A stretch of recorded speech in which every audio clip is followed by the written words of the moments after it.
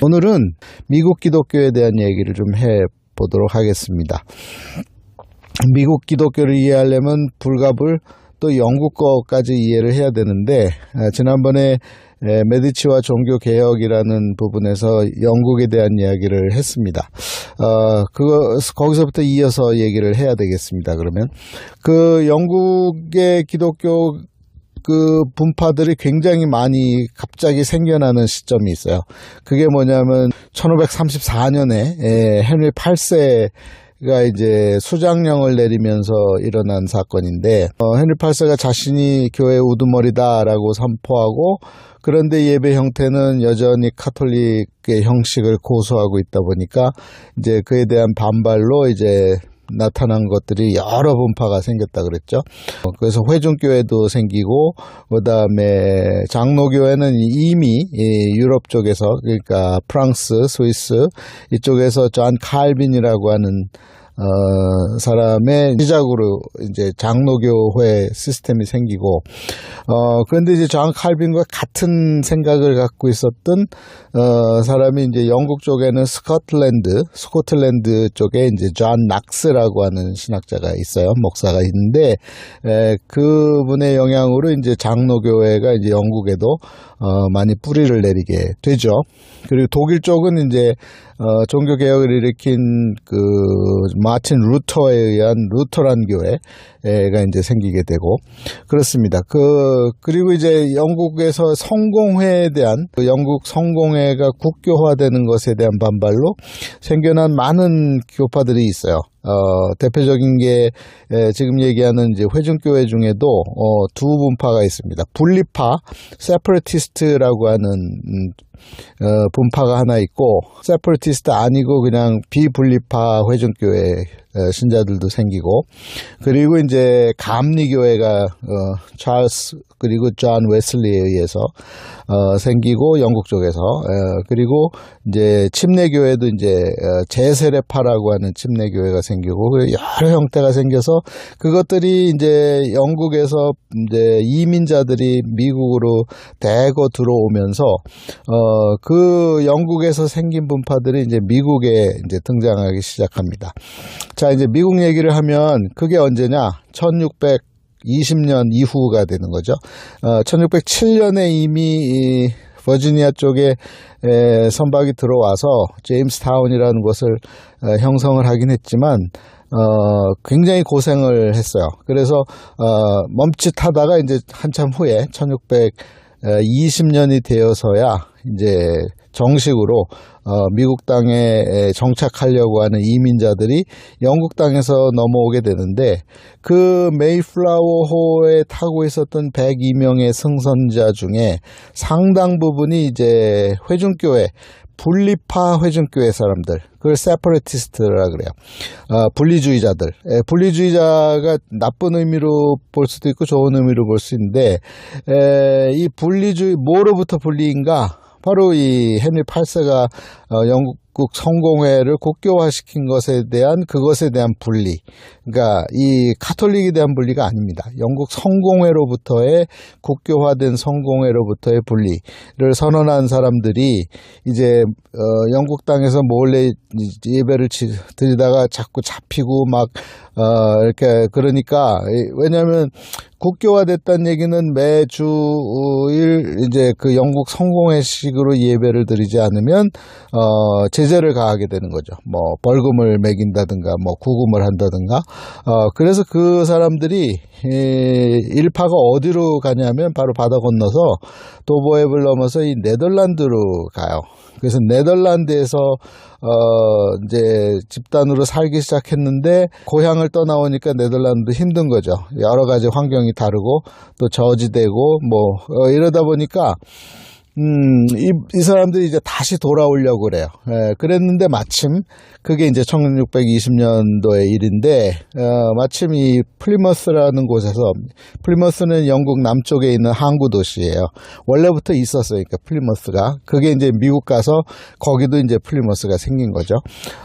플리머스라는 곳이 플럼 마우스 이 뜻이에요. 그러니까 이 이 자두나무가 많이 심겨져 있는 그 강 입구라 이 말이에요. 플리머스 뜻이 그래요. 어쨌든 거기서 이제 출발을 해서 우여곡절 끝에 이제 겨우 배 한 척이 메이플라워 한 척이 이제 미국 땅에 도착을 하는데, 거기 타고 있었던 승선자 중에 상당수가 이 분리파 청교도들인 거예요. 회중교회 신자들인 거예요. 왜냐하면 네덜란드에 가 있다가 영국으로 돌아오려다가 마침 이 배를 발견하고 아예 그냥 새로운 신대륙인 미국 땅으로 도착하게 되는 거죠. 그래서 그들이 도착하면서 드린 예배 형식이 지금의 우리가 생각하는 장로교회나 감리교회 예배 형식과는 사뭇 다르다고 얘기했죠. 모든 것을, 그러니까 영국 성공회가 갖고 있었던, 또 로만 카톨릭이 갖고 있었던 모든 예배 형식을 다 제거하다 보니까 남는 것이 결국은, 그러니까 사도신경도 없애버리고 주기도문도 없애버리고 찬양대, 성가대도 없애버리고 다 없애버리니까 뭐만 남냐면 이제 회중들의 찬양과 그리고 이제 설교 그리고 성찬, 이게 다인 거야. 그런 식의 예배를 드린 게 이제 분리주의자들의 예배 형식이에요. 미국에 도착한 사람들. 우리가 잘 아는 이 첫 번째 추수감사절 11월 달에 도착했는데 이제 많이 죽고 그 다음 해 가을에 추수감사절을 드리면서 뭐 터키를 잡고 칠면조를 잡고 예배를 드렸다. 이 얘기가 나오는 것들이 다 이분들의 얘기입니다. 이 분리파 회중교회 청교도들의 얘기예요. 그들만 들어온 게 아니고 이제 또 그 다음부터 이제 수많은 이제 이민자들이 들어오는데, 이 스코틀랜드 쪽에 존 낙스의 영향을 받은 장로교회 신자들도 대거 들어오게 되는 거고, 그리고 아까 얘기했던 여러 분파들이 다 들어오게 된 거죠. 그러면서 이제 미국 생활이 시작이 되는 거예요. 미국 생활이 시작이 되면서 1776년에 미국이 이제 독립선언을 하는 그 과정 중에는 이 독립선언하면서 이제 헌법을 만들잖아요. 미국 헌법에서 지금도 그리고 앞으로도 계속 제일 중요한 키워드는 자유입니다. 자유. 그 자유가 이 헌법 조항에 들어가요. 헌법 전문에서 제일 중요한 가치가, 미국의 가치는 자유입니다. 프리덤이라고 하는. 그래서 미국을 자유의 나라 이렇게 일반적으로 얘기하는 이유는 왜냐하면 미국에 도착한 사람들이 자유를 찾아서 온 사람들이에요. 어떤 사람들은 종교의 자유, 어떤 사람들은 속박으로부터의 자유, 또 유대인들은 이제 유대인들을 핍박하는 거기서부터의 자유. 이 자유를 찾아온 사람들이기 때문에 1776년에 이제 독립선언을 하면서 이제 선언서에 또 이제 나중에 헌법에 그 자유가 굉장히 제일 핵심 가치로 들어갑니다. 그러면서 인권, 자유와 인권은 미국을 상징하는 이제 단어입니다. 그 생각을 해보면 그럴 수밖에 없는 게, 이 플리머스에 들어온 영국인들과는 또 별개로 1654년에 유대인들이 뉴욕으로 들어온다 그랬잖아요. 유대인들에게 있어서는 더 이 자유라고 하는 것이 가장 소중한 이제 가치가 되는 거죠. 왜냐하면 이 대륙 땅에서, 이 유럽 땅에서 너무 많은 희생을 치루었기 때문에 뭐 집단 학살, 아우슈비츠에서 시작해서 포그롬, 그리고 또 이전에 서유럽에서 프랑스와 영국과 스페인, 특히 스페인에서, 포르투갈에서, 또 이탈리아에서 당했던 그 고초들을 이 미국 땅에 와서는 안 겪어도 되게끔 하기 위해서 이제 자유를 가장 핵심 가치로 헌법에 넣게 되는 거죠. 그렇고 또 이 좀 전에 얘기했던 세퍼레티스트들, 분리주의자들도 영국 정부로부터 자유를 찾아서 미국 땅에 온 거거든요. 그 성공회로부터의 자유를 찾아서. 그래서 이제 미국에서 가장 중요한 가치는 자유라고 하는 단어입니다. 이게 이제 종교에서도 동일하게 적용이 되어서 이 자유를 존중하다 보니까 이제 어떤 일이 생기느냐. 우리가 잘 모르는 새로운 분파들이 한국 땅에 들어오지 않은 것들 포함해서 새로운 분파들이 기독교 내에도 생겨요. 개신교 내에도. 그러니까 리폼드된 그리고 이 프로테스탄트들이 이 종류가 너무너무 다양해지기 시작하는 거예요. 미국은 더, 영국보다도 훨씬 더. 그렇지 않아도 영국에서도 뭐 이렇게 많아 그랬는데 보세요. 영국에서 이미 장로교, 침례교, 감리교, 그 다음에 회중교, 침례교도 두 종류, 그리고 이제 마이너리티한 사람들 중에 이제 뭐 퀘이커 뭐 이런 사람들이 대거 들어왔는데 미국에 와서는 거기 그 연장선으로 더 많은 분파들이 생기는 거죠. 그 중에 이제 영국에는 없었던 게 이제 미국 땅에 생기는 게 순절주의, 다시 말해서 AG라 그래요. 여기는 Assembly of God이라 그러는데 하나님의 성회. 그게 이제 한국에서는 이제 순복음교회가 해당이 되는 거거든요. 그러니까 AG 중에도 여러 분파가 있어요. 그 중에 이제 순복음교회가 이제 한국에는 최자실이라는 분부터 시작해서 시작이 된 거고, 그리고 뭐 이제 그룹으로 이제 저쪽 미국 중서부 지역에 이 덴버 이런데 쪽에서 이제 안식일 교회, 그다음에 또 다른 지역에서 몰몬 교회 뭐 이런 여러 분파가 생기게 되죠. 뭐 심지어는 맨하탄에 나가 보면 지금도요 너무 많아요. 뭐 유니버셜리즘 도 있고 유니테리언도 있고 뭐 너무 많은 분파들이 미국에는 있습니다. 그런데 이제 주로 이제 한국과 일본에 들어간 곳은 장로교회 조직과 감리교회가 먼저 들어갔기 때문에 우리는 거기에 익숙해 있는 거예요.